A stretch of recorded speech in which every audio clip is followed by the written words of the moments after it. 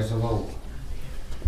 Amen. We thank God for the fruit of the labors that have gone forth this past week, and we thank God for the fruit of the labors that have been laid down in the past months and in the past year through our children's church, through our children's ministry, through the ministries for our young people, as God has planted seed in people's hearts and lives, and we've seen the fruit of that seed. That seed has brought forth, and salvation has come. And I thank God for every one of these that have been saved. But these children that have taken a step of faith, I told some brothers in the revival, I said, I wish that we as adults would just take heed to the children.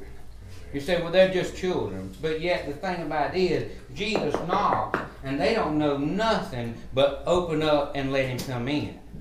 Too many times we got too much baggage with us.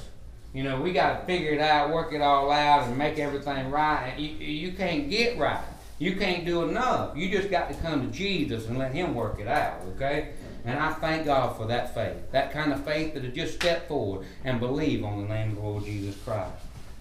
This is our sister Colleen today. She come having received Jesus Christ as her Lord and her Savior. She's going forward in water baptism as a sign of her profession of her faith in obedience to the Word of God. And she also has a desire to be a part of this local body of fellowship known as Flat Creek Baptist Church. I need to hear the mind of the church.